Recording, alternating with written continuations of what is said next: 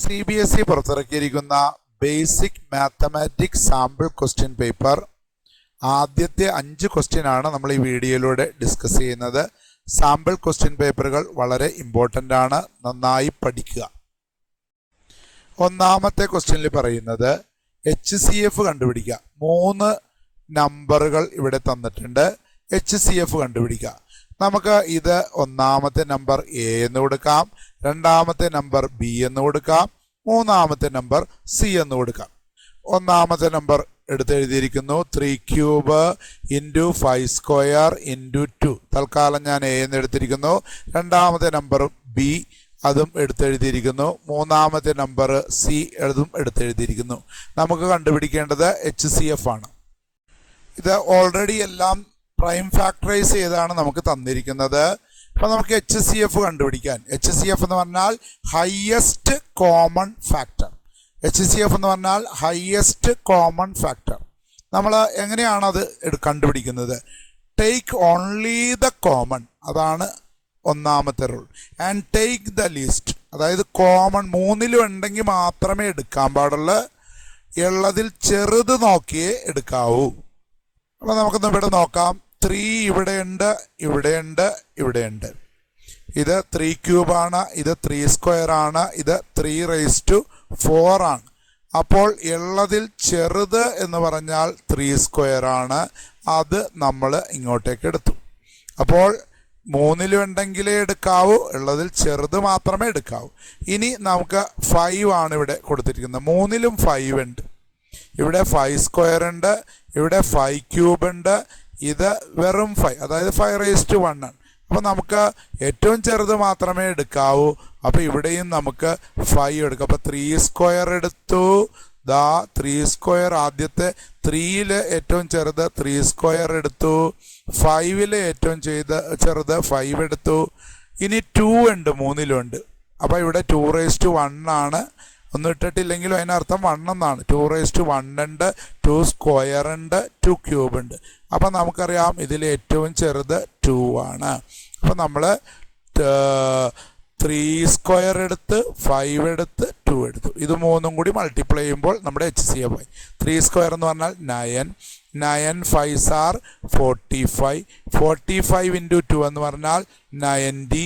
Option B ചെയ്തിരിക്കുന്ന ഇവിടെ കാണിച്ചിരിക്കുന്നു. 3 സ്ക്വയർ എന്ന് പറഞ്ഞാൽ 9 ഇൻറ്റു 5 ഇൻറ്റു 2, 5 ഇൻറ്റു 2 എന്ന് പറഞ്ഞാൽ 10, 10 ഇൻറ്റു 9 എന്ന് പറഞ്ഞാൽ 90. Option B. ഒരു ഗ്രാഫ് റിലേറ്റഡ് ക്വസ്റ്റ്യൻ ആണ്. L എന്ന് പറയുന്ന ഒരു ലൈനിൻ്റെ ഗ്രാഫും M എന്ന് പറയുന്ന ഒരു ലൈനിൻ്റെ ഗ്രാഫും ഇവിടെ തന്നിരിക്കുന്നു. 4 ഓപ്ഷനും തന്നിട്ടുണ്ട്. ഇതിലേതാണ് ഇതിന് ശരി എന്നാണ് ചോദിച്ചിരിക്കുന്നത്.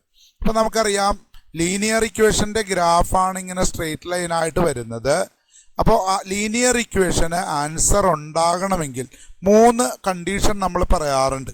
നമ്മൾ ഗ്രാഫ് വരക്കുമ്പോൾ അത് ഇതുപോലെ ക്രോസ് ചെയ്ത് പോകും, അതായത് ഇൻ്റർസെക്റ്റിംഗ് ആണെങ്കിൽ നമ്മൾ പറയും ആൻസർ ഉണ്ട്. ആൻസർ ഉണ്ടെന്ന് പറയണതിനാണ് കൺസിസ്റ്റൻറ്റ്. അപ്പോൾ കൺസിസ്റ്റൻ്റ് ആണ്, ഒരേ ഒരു ആൻസറേ ഉണ്ടാവുള്ളൂ. അതിനെയാണ് യുണീക്ക് സൊല്യൂഷൻ എന്ന് പറഞ്ഞാൽ.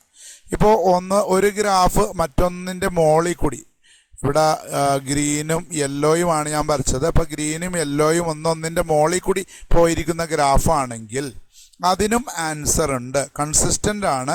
പക്ഷെ ഒരുപാട് ആൻസർ ഉണ്ടാവും. ഇൻഫിനിറ്റ്ലി മെനി സൊല്യൂഷൻ എന്നാണ് പറയുന്നത്.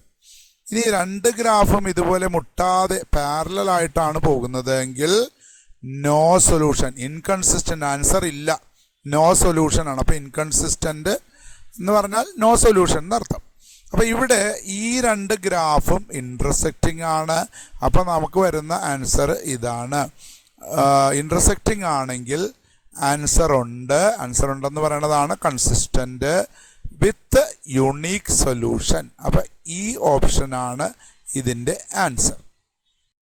ചോദിച്ചിരിക്കുന്നത് കേക്ക് ഏത് വാല്യൂ കൊടുത്താൽ does not have a real solution, ഒരു റിയൽ സൊല്യൂഷൻ ഇല്ലാതിരിക്കും.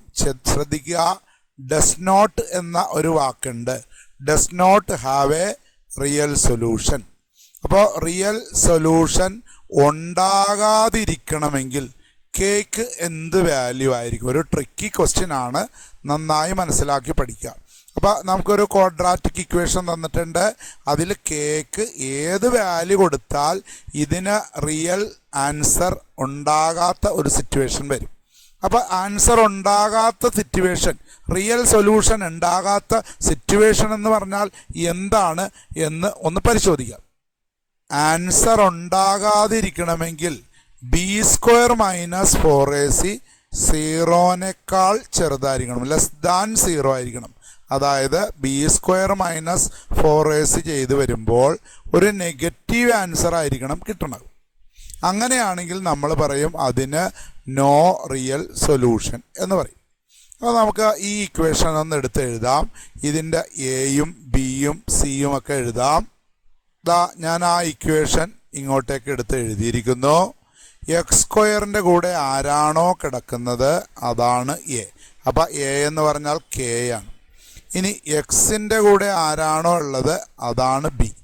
5 അല്ല, മൈനസ് ഉണ്ടെങ്കിൽ മൈനസും എടുക്കണം. അപ്പോൾ ഇത് -5 ആണ് എക്സിൻ്റെ കൂടെ ഉള്ളത്. മൈനസ് ഉണ്ടെങ്കിൽ അത് ഉറപ്പായിട്ടും എടുക്കണം. ഇനി കോൺസ്റ്റൻ്റ് പാർട്ട് ആരാണോ അത് 1 ആണ്. അപ്പോൾ അതാണ് സി. അപ്പോൾ എയും ബിയും സിയും ലഭിച്ചു. തിയറി ഫോളോ ചെയ്യുകയാണ്.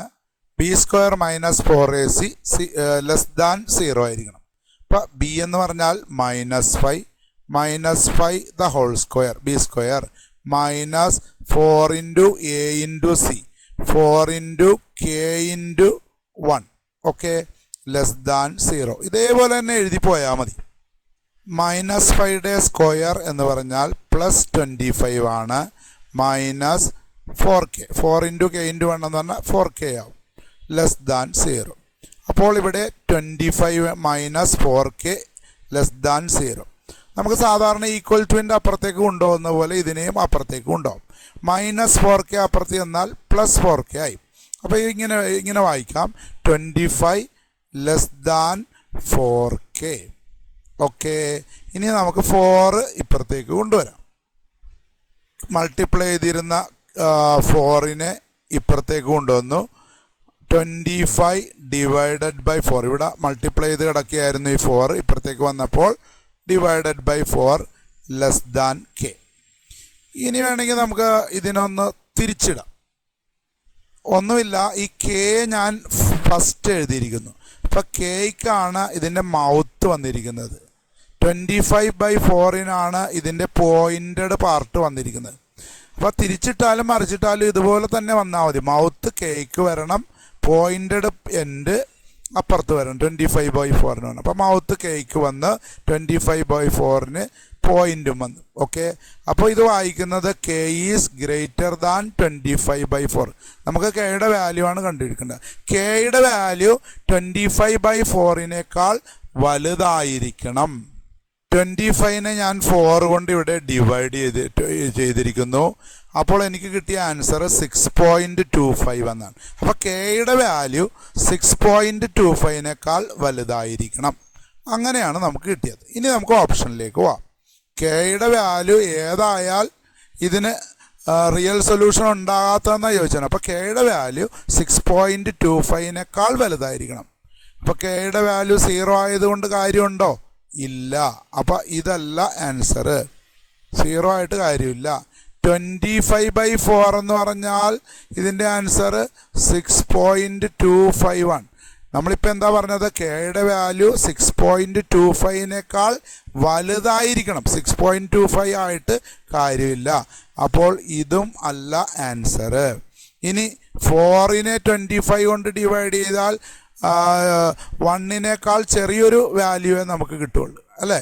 അപ്പോൾ എന്തായാലും 6.25 വലുതായിരിക്കില്ല ഇത് ഡിവൈഡ് ചെയ്താൽ. പോയിന്റ് സംതിങ് എന്നുള്ള ഒരു ആൻസർ ആയിരിക്കും കിട്ടുന്നത്. അപ്പോൾ ഇത് ഡിവൈഡ് ചെയ്ത് പോലും നോക്കണ്ട, ഇതല്ല ആൻസർ. നോക്കൂ, 7 ആണെങ്കിൽ നടക്കുക. യെസ്, കെയുടെ വാല്യൂ 6.25 വലുത് എന്തായാലും കുഴപ്പമില്ല. അപ്പം അത് 7 ആയാലും കുഴപ്പമില്ല. അപ്പം നമുക്കിവിടെ തന്നിരിക്കുന്ന ഓപ്ഷനും കൂടി ഒന്ന് ചെക്ക് ചെയ്യണം. So this is our answer. ഇതാണ് നമ്മുടെ ആൻസർ. ഒരു ട്രിക്കി ക്വസ്റ്റ്യൻ ആയിരുന്നു, നന്നായിട്ട് പഠിക്കേണ്ടതാണ്. കോർഡിനേറ്റ് ജോമെട്രിയിലെ ക്വസ്റ്റ്യൻ ആണ്.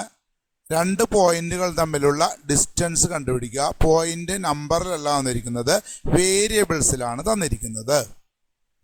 രണ്ട് പോയിന്റിൻ്റെ കോർഡിനേറ്റുകൾ അറിയാമെങ്കിൽ നമുക്ക് ഡിസ്റ്റൻസ് കണ്ടുപിടിക്കുവാനുള്ള ഫോർമുല ഇതാണ്. കാണാതെ പഠിക്കേണ്ടതാണ്. ഒന്നുകൂടി പറയാം. ഇത് x1 y1, ഇത് x2 y2 ആണെങ്കിൽ നമുക്ക് ഡിസ്റ്റൻസ് കണ്ടുപിടിക്കാൻ PQ കണ്ടുപിടിക്കുവാനുള്ള formula square root of x2 minus x1 the whole square plus y2 minus y1 the whole square. വേറെ രീതിയിൽ പറഞ്ഞാൽ ഇവിടത്തെ എക്സ് കോർഡിനേറ്റ് സ്ക്വയർ റൂട്ടിനകത്താണ്. ഇവിടത്തെ എക്സ് കോർഡിനേറ്റ് മൈനസ് ഇവിടത്തെ X coordinate the whole square plus ഇവിടത്തെ വൈ കോർഡിനേറ്റ് മൈനസ് ഇവിടത്തെ Y coordinate the whole square. തിരിച്ചെടുത്താലും കുഴപ്പമൊന്നുമില്ല. ഞാനിപ്പോൾ ഇങ്ങനെ എടുത്തെന്ന് മാത്രമേ ഉള്ളൂ. അപ്പോൾ ഇതാണ് ഡിസ്റ്റൻസ് ഫോർമുല. ഇവിടെ x1ൻ്റെയും y1ൻ്റെയും സ്ഥാനത്ത് ഇതാണ്, x2ൻ്റെയും y2ൻ്റെയും സ്ഥാനത്ത് ഇതാണ്. ഒന്ന് വരച്ച് കാണിക്കാം. ദാ വരച്ചിരിക്കുന്നു. പി എന്നും ക്യൂ എന്നും പേര് കൊടുത്തിരിക്കുന്നു. ഒന്നാമത്തെ കോർഡിനേറ്റ്, രണ്ടാമത്തെ കോർഡിനേറ്റുകൾ. ഓക്കെ. അപ്പോൾ നമ്മളിത് ഇതിൻ്റെ ഡിസ്റ്റൻസ് ഫോർമുല കാണുന്നു. സ്ക്വയർ റൂട്ട് ഓഫ് അണ്ടർ റൂട്ടിൽ ഇവിടുത്തെ എക്സ് കോർഡിനേറ്റ് മൈനസ് ഇവിടുത്തെ എക്സ് കോർഡിനേറ്റ്. ഇപ്പം -a the whole square plus ഇവിടുത്തെ വൈ കോർഡിനേറ്റ് മൈനസ് ഇവിടുത്തെ Y coordinate the whole square. ഇവിടുത്തെ വൈ കോർഡിനേറ്റ് -b മൈനസ് ഇവിടുത്തെ വൈ കോർഡിനേറ്റ് വെറും b ദ ഹോൾ സ്ക്വയർ. ഇനി നോക്കൂ, റൂട്ടിനകത്താണ് -aയും -aയും. രണ്ട് നമ്പറും ഒരേ സൈനാണെങ്കിൽ same sign add and keep, same sign add and keep. -aയും -aയും കൂടി കൂട്ടുമ്പോൾ -2a ആകും. അതേപോലെ ഇവിടെ -bയും -bയും കൂടി കൂട്ടുമ്പോൾ -2b ആകും. ബ്രാക്കറ്റ് വിട്ട് കളയരുത്. നോക്കൂ മക്കളെ, അണ്ടർ റൂട്ട് ഓഫ് -aയും -aയും കൂടി ആഡ് ചെയ്തപ്പോൾ -2a the whole square. Bracket ഞാൻ ഇപ്പോഴും മാറ്റിയില്ല. ബ്രാക്കറ്റ് മാറ്റിയാൽ അവിടെ തെറ്റിപ്പോവും. -bയും -bയും കൂടി ചേരുമ്പോൾ -2b ദ ഹോൾ സ്ക്വയർ. ഇനി ഈ ഹോൾ സ്ക്വയർ എന്ന് പറഞ്ഞാൽ ഇതിനും ആപ്ലിക്കബിളാണ്, ഇതിനും ആപ്ലിക്കബിളാണ്. അതേപോലെ ഇതിനും ആപ്ലിക്കബിളാണ്, ഇതിനും ആപ്ലിക്കബിളാണ്. അണ്ടർ റൂട്ട് ഓഫ് റൂട്ടിനകത്ത് -2a square all the whole square ആണ്. -2ൻ്റെ സ്ക്വയർ എന്ന് പറഞ്ഞാൽ -2 × -2 എന്ന് പറഞ്ഞാൽ +4 ആണ്. പിന്നെ എയുടെ സ്ക്വയർ എന്ന് പറഞ്ഞാൽ a സ്ക്വയർ ആണ്. ഇവിടെയും അതുപോലെ -2ൻ്റെ സ്ക്വയർ എന്ന് പറഞ്ഞാൽ +4 ആണ്. പിന്നെ ബിയുടെ സ്ക്വയർ b സ്ക്വയർ. നോക്കൂ, ഇവിടെയും ഒരു 4 ഉണ്ട്, ഇവിടെയും ഒരു 4 ഉണ്ട്. റൂട്ടിനകത്താണ്. Under root of 4 is common. അപ്പോൾ നമ്മൾ 4 നമ്മൾ പുറത്തേക്ക് എടുത്തു. അപ്പോൾ ബാക്കി ഇവിടെ എന്തുണ്ട്? a square plus b square. നമുക്കറിയാം റൂട്ടിനകത്ത് 4 ഉണ്ടെങ്കിൽ 4ൻ്റെ സ്ക്വയർ റൂട്ട് 2 ആണ്.